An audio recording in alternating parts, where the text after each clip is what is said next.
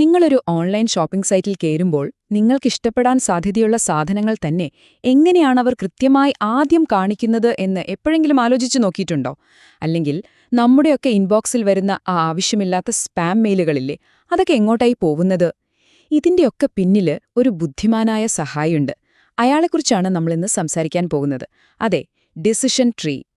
ഒരു email spam ആണോ അല്ലയോ എന്ന് തീരുമാനിക്കുന്നത് ശരിക്കും ഒരു ഡിറ്റക്റ്റീവ് ഒരു കേസ് അന്വേഷിക്കുന്ന പോലൊരു പരിപാടിയാണ് അല്ലേ? ആദ്യം ചോദിക്കും, ആരാണിത് അയച്ചത്? പിന്നെ ഇതിന്റെ വിഷയമെന്താണ്? അകത്ത് വല്ല സംശയകരമായ ലിങ്കുകളും കിടപ്പുണ്ടോ? ഇങ്ങനെ ഒന്നിനു പുറകെ ഒന്നായി ചോദ്യങ്ങൾ ചോദിച്ചാണ് അതൊരു തീരുമാനത്തിലെത്തുന്നത്. ഈ ഒരു ചോദ്യം ചോദിക്കൽ രീതിയില്ലേ, അതാണ് ഡിസിഷൻ ട്രീയുടെ ആത്മാവ്.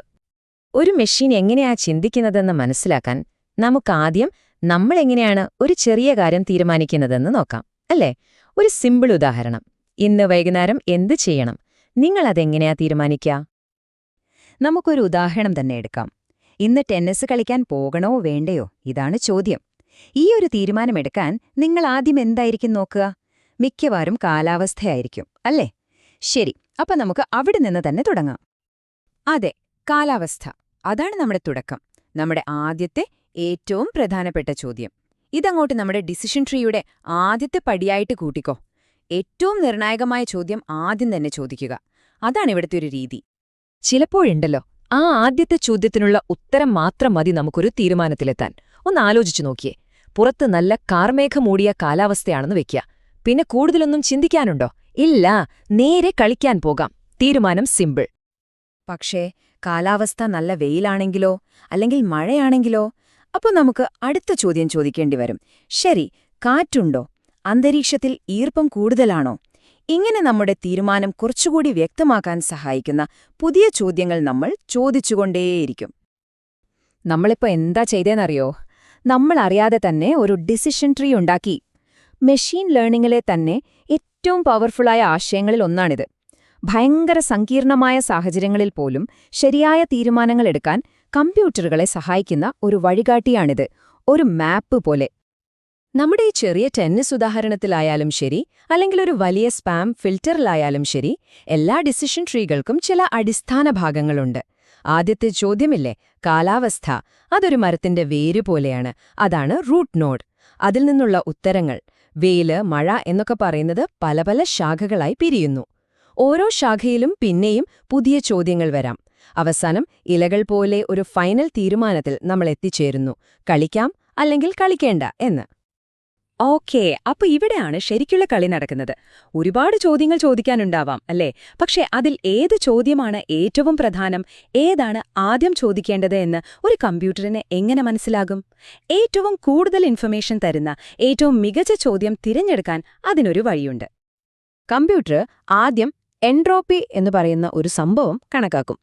എൻട്രോപ്പി എന്ന് പറഞ്ഞാൽ സിമ്പിളായിട്ട് ഒരു കൂട്ടം ഡാറ്റയിൽ എത്രത്തോളം ആശയക്കുഴപ്പം അല്ലെങ്കിൽ ഒരു ക്രമമില്ലായ്മ ഉണ്ട് എന്നതിന്റെ അളവാണ്. ഒരു ഉദാഹരണം പറയാം.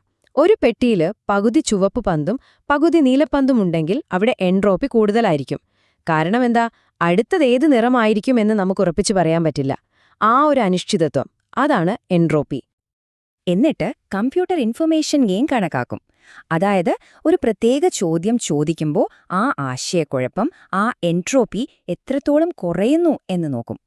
ഏറ്റവും കൂടുതൽ വ്യക്തത തരുന്ന, ആ കൺഫ്യൂഷൻ ഏറ്റവും കൂടുതൽ ഇല്ലാതാക്കുന്ന ചോദ്യത്തിന് ഏറ്റവും കൂടുതൽ ഇൻഫർമേഷൻ ഗെയിനും ഉണ്ടാകും. അതാണ് സംഭവം. അപ്പോൾ കമ്പ്യൂട്ടറിന്റെ ലക്ഷ്യം വളരെ ലളിതമാണ്. ഏറ്റവും കൂടുതൽ ഇൻഫർമേഷൻ ഗെയിനുള്ള ചോദ്യം ഏതാണോ, അതായത് നമ്മുടെ കൺഫ്യൂഷൻ ഏറ്റവും കൂടുതൽ കുറയ്ക്കുന്ന ചോദ്യം ഏതാണോ അത് കണ്ടെത്തുക. എന്നിട്ട് ആ ചോദ്യം ഡിസിഷൻ ട്രീയുടെ അടുത്ത പടിയായിട്ട് വെക്കും. ഇങ്ങനെ ഓരോ സ്റ്റെപ്പിലും കൂടുതൽ കൂടുതൽ വ്യക്തത കൊണ്ടുവരും. അപ്പോൾ ഈ ഒരു പ്രോസസ്സില്ലേ, ആദ്യം മൊത്തം കൺഫ്യൂഷൻ, അതായത് എൻട്രോപ്പി കണക്കാക്കുന്നു. പിന്നെ ഓരോ ചോദ്യം ചോദിച്ചാലും എൻട്രോപ്പി എത്ര കുറയുമെന്ന് നോക്കുന്നു. അതിൽ നിന്ന് ഏറ്റവും കൂടുതൽ ഇൻഫർമേഷൻ ഗെയിനുള്ള ചോദ്യം തിരഞ്ഞെടുക്കുന്നു. എന്നിട്ട് ഓരോ പുതിയ ബ്രാഞ്ചിനും ഇതേ കാര്യം ആവർത്തിക്കുന്നു. ഈ ഒരു ചിട്ടയായ രീതിക്കാണ് നമ്മൾ ID3 അൽഗോരിതം എന്ന് പറയുന്നത്. ഒരു ഡിസിഷൻ ട്രീ ഉണ്ടാക്കാനുള്ള ഒരു ബ്ലൂ പ്രിന്റ് ആണെന്ന് വേണമെങ്കിൽ പറയാം.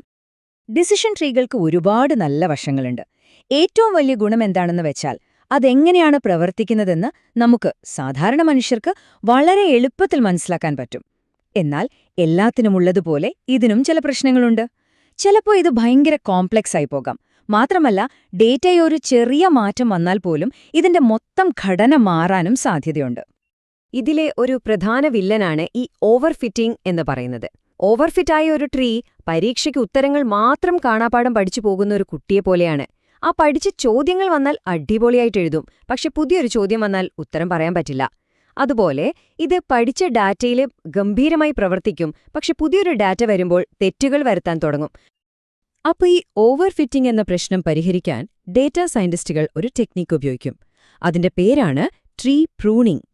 ഒരു പൂന്തോട്ടക്കാരൻ ചെടിയുടെ ആവശ്യമില്ലാത്ത കൊമ്പുകളൊക്കെ വെട്ടിമാറ്റി അതിനെ കൂടുതൽ ഭംഗിയുള്ളതും ആരോഗ്യവുമുള്ളതുമാക്കി മാറ്റുന്നില്ലേ? അതുപോലെ തന്നെ ഡിസിഷൻ ട്രീയിലെ അത്ര ആവശ്യമില്ലാത്ത ഭാഗങ്ങളൊക്കെ ഒഴിവാക്കി അതിനെ കൂടുതൽ സിമ്പിളും കാര്യക്ഷമവുമാക്കുന്ന പരിപാടിയാണിത്. സത്യം പറഞ്ഞാൽ ഡിസിഷൻ ട്രീകൾ നമ്മുടെ എല്ലാം ചുറ്റുമുണ്ട്, നമ്മൾ അറിയുന്നില്ലെന്നേ ഉള്ളൂ. കാലാവസ്ഥ പ്രവചിക്കാൻ ഇത് ഉപയോഗിക്കുന്നുണ്ട്.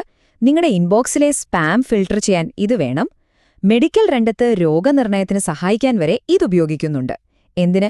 നിങ്ങളുടെ പ്രിയപ്പെട്ട ഓൺലൈൻ ഷോപ്പിംഗ് സൈറ്റിൽ നിങ്ങൾക്ക് വരുന്ന റെക്കമെൻഡേഷൻസ് പോലും ഇതിന്റെ അടിസ്ഥാനത്തിലാണ്. അപ്പോൾ നമ്മളിന്ന് സംസാരിച്ചതിന്റെ ഒരു രത്നച്ചുരുക്കം എന്താണെന്ന് വെച്ചാൽ, ഡിസിഷൻ ട്രീ എന്ന് പറയുന്നത് സിമ്പിളായ ചില നിയമങ്ങൾ ഉപയോഗിച്ച് ഡേറ്റയെ തരംതിരിക്കുന്ന ഒരു രീതിയാണ്. ഏറ്റവും കൂടുതൽ ഇൻഫർമേഷൻ ഗെയിൻ തരുന്ന ചോദ്യങ്ങൾ കണ്ടെത്തിയാണ് ഇതുണ്ടാക്കുന്നത്. ആ മികച്ച ചോദ്യങ്ങൾ കണ്ടെത്താനുള്ള പ്രോസസ്സിനാണ് നമ്മൾ ID3 ആൽഗരിതം എന്ന് പറയുന്നത്. പിന്നെ ഏറ്റവും പ്രധാനമായി ഇത് മനുഷ്യർക്ക് എളുപ്പത്തിൽ മനസ്സിലാക്കാൻ പറ്റുന്നതുകൊണ്ടാണ് ഇത്രയധികം ശക്തമാവുന്നത്. അപ്പോൾ ഇത് നമ്മളെ ഒരു അവസാനത്തെ ചിന്തയിലേക്ക് കൊണ്ടുപോകുന്നുണ്ട്. ഈ ഒരു ലോജിക്കൽ ഫ്രെയിംവർക്ക് കമ്പ്യൂട്ടറുകൾക്ക് വേണ്ടി മാത്രമുള്ളതല്ലല്ലോ അല്ലേ?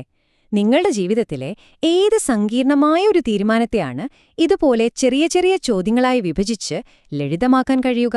ഒന്നാലോചിച്ചു നോക്കൂ. അപ്പോ അടുത്ത തവണ നിങ്ങളൊരു വലിയ തീരുമാനമെടുക്കാൻ പോകുമ്പോൾ ഒരു ഡിസിഷൻ ട്രീ മനസ്സിൽ വരച്ചു നോക്കിയാലോ?